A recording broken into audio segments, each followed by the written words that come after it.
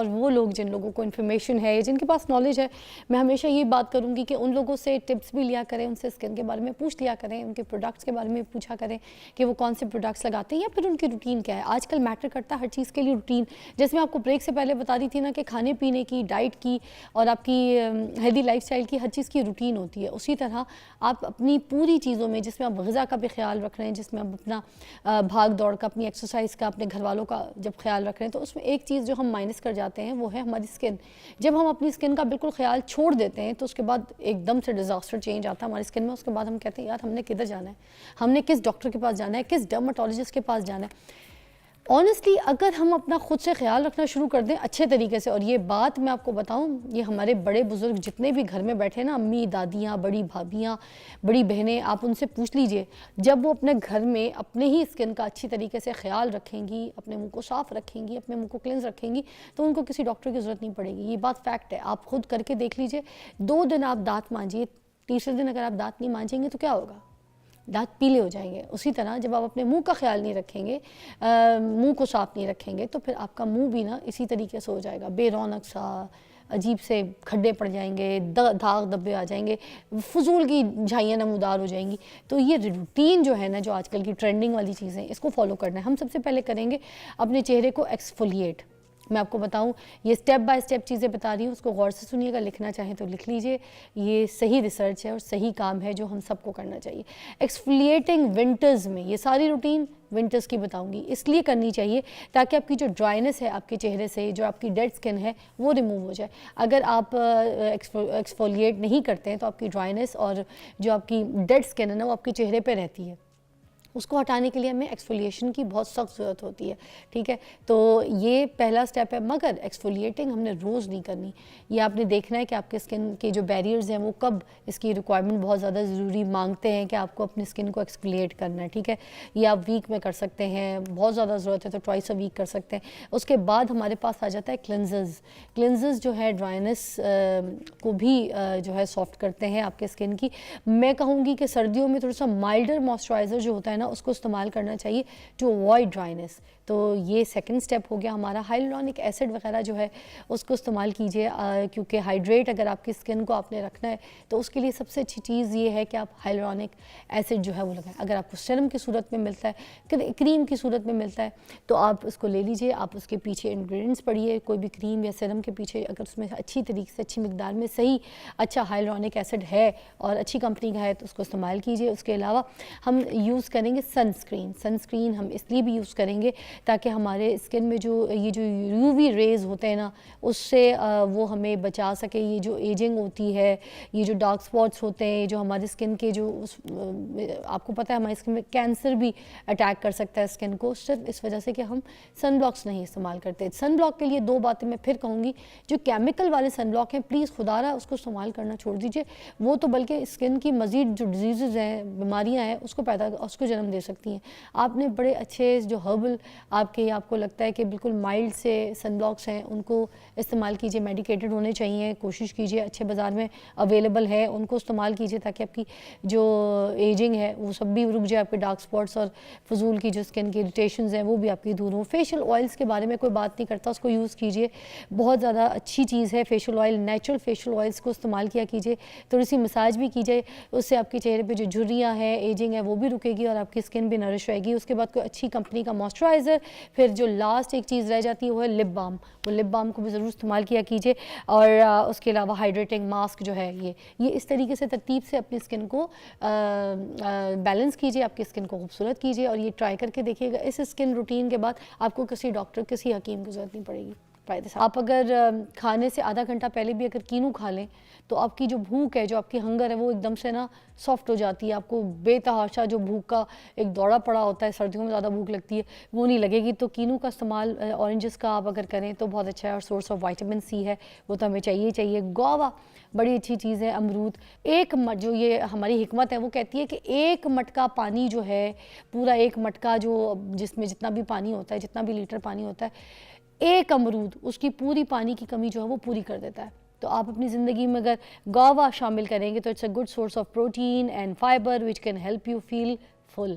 आज मैं आपको सर्दियों का एक ऐसा डाइट प्लान बताऊंगी जिसको आप अगर फॉलो करते हैं अपनी ज़िंदगी में तो मुझे नहीं लगता कि आप सर्दियों में आके अपना एकदम से वेट गेन कर लेंगे, बल्कि आप मज़ीद खूबसूरत, मज़ीद फ्रेश और मज़ीद हेल्दी अपने आप को फ़ील करेंगे। कुछ ऐसी चीज़ें जो सर्दियों की हैं, जैसे ऑरेंजेस के बारे में मैं आपको बताऊँगी। बाज़ार में ऑरेंजेस आना शुरू हो गए हैं और जैसे ही अच्छे वाले ऑरेंजेस आपको मिल जाते हैं बाज़ार में तो ज़रूर लीजिएगा, क्योंकि हाई इन विटामिन सी है, ठीक है, और उसके अंदर जो उसका जो रस होता है वो वैसे आपके मेटाबॉलिज्म के लिए बहुत अच्छा होता है, आपकी हंगर को जो है ना वो दूर करता है।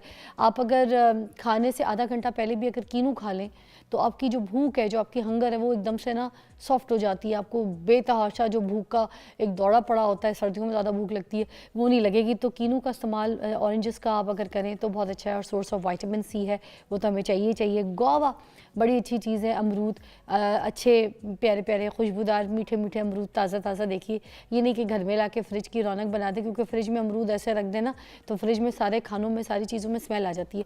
इतने लेकर आएँ कि जितने आप रखें और खा लें। और एक जो ये हमारी हिकमत है वो कहती है कि एक मटका पानी जो है, पूरा एक मटका जो जिसमें जितना भी पानी होता है, जितना भी लीटर पानी होता है, एक अमरूद उसकी पूरी पानी की कमी जो है वो पूरी कर देता है। तो आप अपनी ज़िंदगी में अगर गुआवा शामिल करेंगे तो it's a good source of protein and fibre which can help you feel full, है ना। इससे भी पेट जो है तरीके से फुल हो जाएगा और आपको कितने सारे जो है फ़ायदे इसके मिल रहे हैं। अच्छा, अब उसके बाद लोग सोचते हैं कि हमने खाना तो पकाना है, अब खाना जो पकाना है, हमने रोटी खा ली, हमने चावल खा लिया, तो फिर हमारे साथ ये हो जाएगा, यूँ हो जाएगा। आप मेरी बात सुने, बाजरा भी खाएं। ये बाजरा जो है ना, ये हमारे लिए बहुत ज़रूरी है, ये हमें ज़रूरी खाना चाहिए। अगर हम अपनी ज़िंदगी से बाजरा ये सारी चीज़ें निकाल दें, फाइबर निकाल दें, तो आपको पता है हम बुढ़ापे की तरफ आ जाएंगे, एजिंग जल्दी आ जाएगी। ये हमें चीज़ें चाहिए हमारे जिस्म को।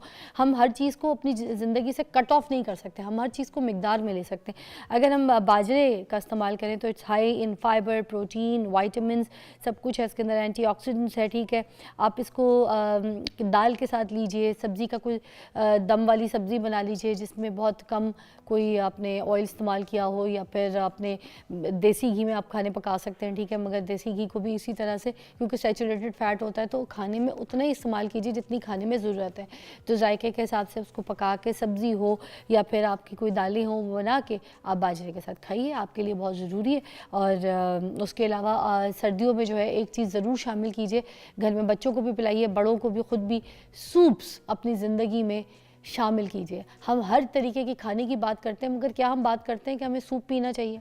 और सर्दियों में सूप, एक तो वैसे ही आप जब पीते हैं गरम गरम, आपकी बॉडी में गर्माश जो है ना वो लेकर आती है, एकदम से आप वार्म सा फील करते हैं, आप अच्छा फील करते हैं, आप बड़ा स्ट्रॉन्ग फील करते हैं, और एकदम से आप ना आंखें ऐसे चौकन्नी सी हो जाती हैं सूप पी के। और ज़्यादा ठंडा मौसम होता है और हवाएं आ रही होती हैं ठंडी ठंडी, आपके जिस्म में घुस रही होती हैं, सूप आपको वैसे ही ज़रा ज़ौक़ और जौज़ देता है। तो फिर उसके बाद इसमें सिर्फ एक चीज़ जो, क्योंकि मुझे लगता है लोग गलती कर लेते हैं कि बीफ का सूप जो है वो अवॉइड करना है, वो बहुत ज़्यादा फैटिंग भी हो जाता है। फिर उसको बर्न करने के लिए आपके पास अगर ऐसी कोई एक्टिविटी नहीं है तो मुश्किल हो जाता है, कोलेस्ट्रॉल भी बढ़ाएगा आपका, फ़ैट भी आपको उसमें बॉडी में बहुत ज़्यादा देगा, ठीक है। तो उसमें क्रीम्स वाले जो आपके सूप्स होते हैं वो भी आप छोड़ दीजिएगा, क्रीम सूप्स, एक्स्ट्रा क्रीम बच्चों को सूप डाल के, बड़ों को डाल के क्रीम सूप्स पिलाए जा रहे हैं, वो नहीं। फिर सॉल्ट का बहुत ज़्यादा इस्तेमाल किया जाता है सूप्स के अंदर।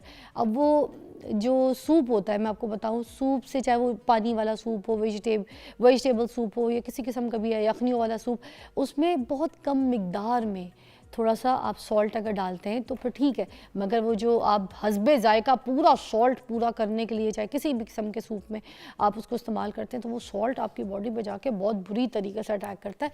इन चीज़ों में मुझे लगता है सूप्स वगैरह की चीज़ों में सॉल्ट डायरेक्ट जो आप इस तरह से डाल के उसको इतना ज़्यादा डाल के पी रहे होते हैं लिक्विड फॉर्म में, वो नहीं किया कीजिए, ठीक है। क्योंकि ये तो एक पानी पानी होता है सूप में ज़्यादातर, और सूप को वैसे भी गाढ़ा करके या इतना इस तरह का बना के नहीं पीना चाहिए। आपको पानी उसमें ज़्यादा होना चाहिए, वेजिटेबल्स उसमें ज़्यादा होने चाहिए, प्रॉन्स डाल लीजिए, प्रॉन्स सर्दियों में अच्छा होता है, फ़िश डाल दीजिए, ये चीज़ अपनी ज़िंदगी में अब आप ऐड कीजिएगा। अच्छा, वो आप कैबेज डाल दीजिए, कैबेज वैसे ही आप सूप पीते हैं कैबेज वाला ना, तो उससे वेट आपका बहुत जल्दी कम होता है। लौकी डाल दीजिए, ये ऐसी सब्जियाँ हैं जो आप सूप में डालेंगे तो उससे आपका वेट भी कम होगा, फ्रेश भी फील करेंगे, और जायके वाली बनती हैं, बड़ी अच्छी बनती हैं, बना के देखिएगा।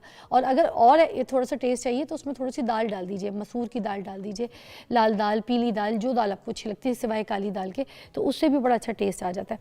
अच्छा, पानी का इस्तेमाल तो बहुत ज़्यादा करना चाहिए, क्योंकि सर्दियों में पानी छोड़ के हम सारी ज़िंदगी सब कुछ खा रहे पी रहे होते हैं, तो पानी ज़्यादा से ज़्यादा इंटेक कीजिए, जिसमें एक पानी जो मैं आपको बताती हूँ वेट आपका ऐसे कम भी करेगा और आपको एक्टिव और फ्रेश करेगा, ऐसे स्किन पे ग्लो आएगा, आपको बेस और मेकअप की इतनी ज़रूरत नहीं पड़ेगी। मैंने भी अभी जब से सर्दियाँ शुरू हुई तो मैंने भी अभी बल्कि इसको रेगुलर पीना शुरू किया, फ़िलहाल को भी पिला रही हूँ। आप भी अपने बच्चों को भी पिला सकते हैं, खुद भी पी सकते हैं, इसके कोई नुकसान नहीं है, बहुत फ़ायदेमंद चीज़ है। आप क्या करें कि वार्म ड्रिंक बनाइए, उसको आप क्या कीजिए, जिंजर और लेमन जो है ना उसके अंदर डाल दीजिए और उसको आराम से पीजिए। और होता क्या है कि ginger can help improve your metabolism, ये तो आपको सबको पता है। लेमन जो है आपके डाइजेस्ट सिस्टम के लिए बहुत अच्छा है, आपका जो टॉक्सिन्स है उसको फ्लश कर देता है आपकी बॉडी के अंदर से, तो ये लेमन भी बहुत अच्छा काम करता है और जिंजर भी बहुत अच्छा काम करता है।